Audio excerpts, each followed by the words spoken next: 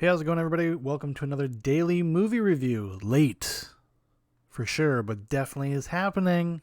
Today we're going to be talking about the 2017 film Kong Skull Island. The film was directed by Jordan Vogt-Roberts. It's written by Dan Gilroy, Max Borenstein, and Jordan Vogt-Roberts. I think somebody else too. It stars Tom Hiddleston, Samuel L. Jackson, Brie Larson, John C. Reilly, John Goodmans, Corey Hawkins, John Ortiz, Tian Jing, Toby Cabell, Jason Mitchell, Shea Wiggum, and others. The plot synopsis is, after the Vietnam War, a team of scientists explores an uncharted island in the Pacific, venturing into the dominion of the mighty Kong, and must fight to escape a primal Eden.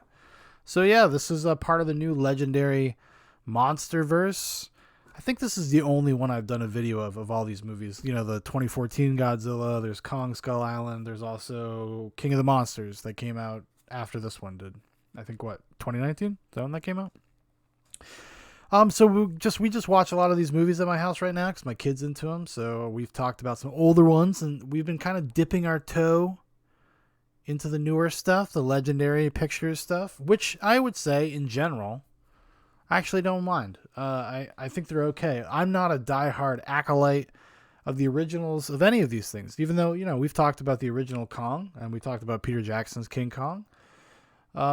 Being kind of a fan of those. I do think that the 1933 King Kong holds up really well. It's a great, great movie. And it still works really well to this day. Peter Jackson's King Kong, well, you know, it is what it is. It's really kind of bloated and just too much, you know, it's just over the top. It's not well modulated. It's not paced super well, but there's some great stuff in there. There's a lot of entertaining things in there, and the cast is pretty game and, you know, and whatnot. So this was part of the new reimagining, like I said, and it takes an interesting tact. It's probably the most visually interesting of all of the films, I'd say, that have come out so far.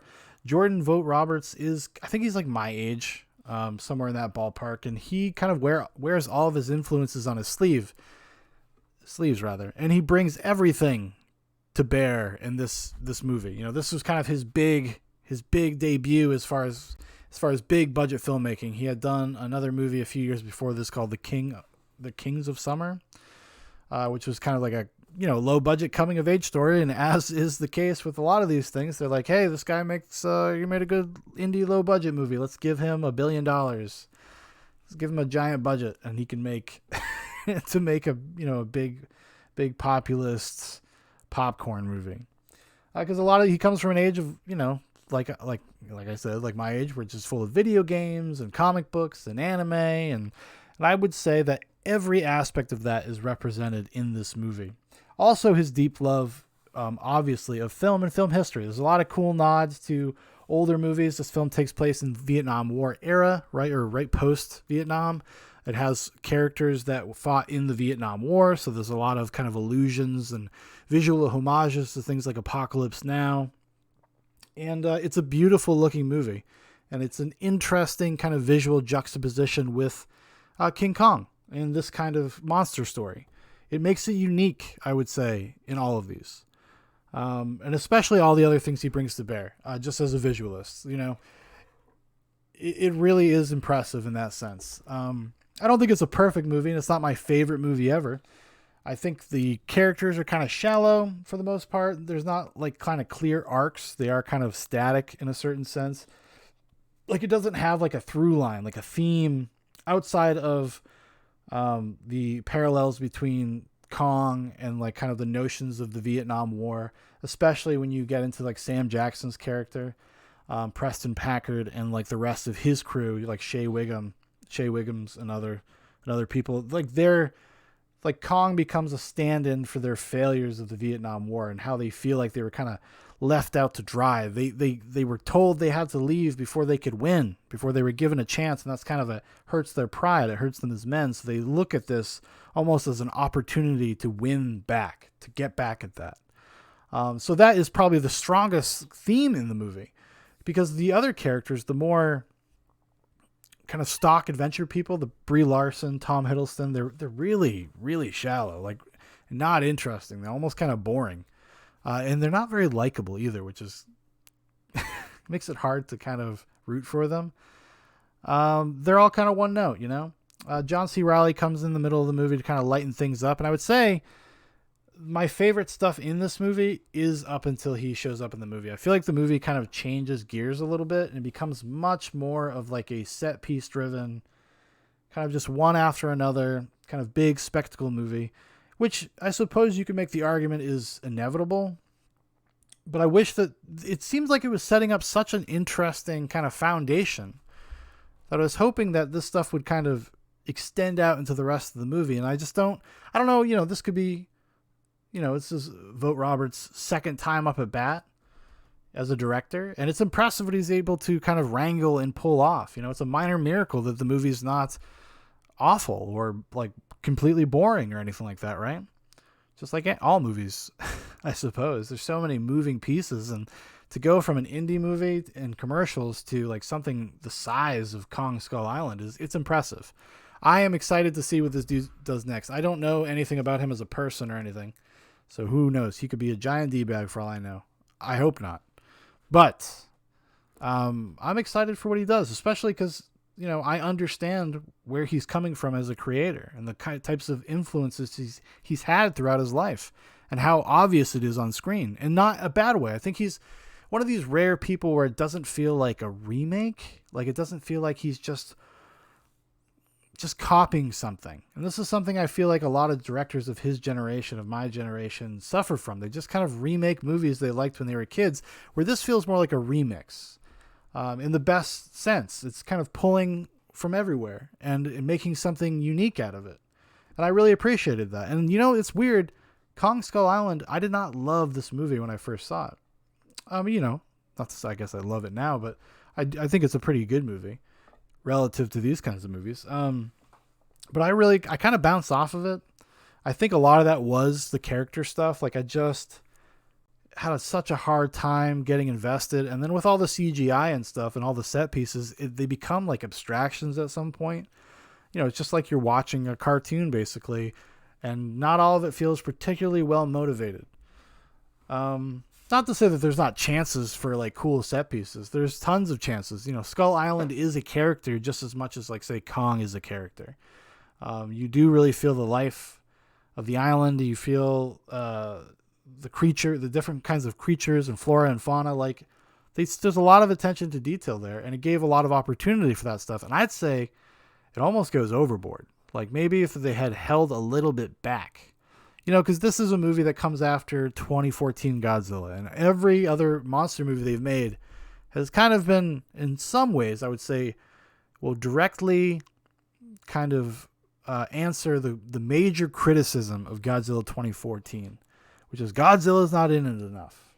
You see a lot of the other monsters with the Mutos or whatever. Mutos. I don't even know how to pronounce it, so I'm probably fucking that up. But, you see those monsters a lot, but you don't actually see, the king of the monsters that much. You don't see Godzilla very much. Well, in this one, they were like, well, within a half hour, 40 minutes, Kong's got to show up. And he does. And it's actually probably my favorite scene with Kong in the movie is when he's revealed, when he shows up at the island. He's just kind of there, which in a way, when you think about the size of Kong in this movie, I think this is one of the bigger Kongs, only second to the Kong from Godzilla versus King Kong, I think. It makes sense that you would just see him. He's not hiding somewhere. But yeah, it's a great scene. When they first get onto the island, it's a fucking great scene. I actually really love the entire build up to Skull Island. I really do. It is pure pulp adventure kind of goodness. It just kind of gets bogged down, I think, in set pieces at some point. Like I said, I wish there was more to the characters. I wish there was more of a through line. I want to be able to experience an emotional journey, however cheap that sounds. I think John C. Reilly's character, who he plays like this fighter pilot that gets marooned there for however many years, 25 years or something like that. He gets a nice little end note. I like the way it ends with him. It was very sweet, a little saccharine, but a little sweet. I went from like back when I first saw it, really not liking the John C. Reilly character to him being one of my favorite characters. And I think at the end of the day, that's because he's like the most almost well-rounded human being. Like he's very human. like he's the only one you can really empathize with on like just a basic human level, which I thought was interesting. Rewatching it, I'll say this: you got a 3-year-old kid, 3.5-year-old kid like I do. He fucking loved this movie. He was all about it, and which is, to counter to what I said about maybe being too many set pieces, it gets bogged down. Like, kids don't care; they don't give a shit about that. Like, if your kid is 10 years old, I can't even imagine watching this at 10 or 15 even. This would have blew my fucking mind. I would have had such a great time. Especially if I reflect on like some of the movies I really liked back then. Even one of them, I was in my late teens, Peter Jackson's King Kong. I loved that movie when it came out. So who knows what I would have thought about this. I feel like I would have loved it. It would have been right up my alley. And especially too, being like a young kind of movie nerd. And there's enough things to like kind of grab onto that that you would just feel cool that you noticed it, that you understood it. So it definitely works on that level, and I do really respect and appreciate it for that. Because it's easy sometimes to kind of get jaded and cynical as a movie fan when you watch as many movies as like somebody like I do. You start being overly critical and whatnot. But it is sometimes nice to get that movie, and no disrespect to the movie, but where you can kind of just turn your brain off a little bit and go on a fun ride. And I think Kong Skull Island at the end of the day achieves that. Which I was glad to see, because I've come back to this movie. It's probably the third time I've watched it all the way through, maybe fourth time. I think I watched it once with the commentary. Is there a commentary on it? I think there is. Yes, there is. There's a commentary on it. So I did watch it with commentary. I remember I was falling asleep to it. I might not have finished it with the commentary. But yeah, it's nice sometimes to kind of just get that. And I was glad to come back to it and actually have as much fun as I did. I think, like I said, I think a lot of that was watching it with my son. I think he was so positive about it. He was so into it. Every time Kong would come on the screen, he's like, "Whoa!" Like just having a blast. And at the end of the day, especially with these big budget populist filmmaking like this, there's so much fucking trash out there. It's nice to see something that is just kind of unbridled fun like that. It's not really anything obnoxious about Kong Skull Island in the way that a lot of hate to say it, but a lot of like Marvel movies I find kind of boring and tedious.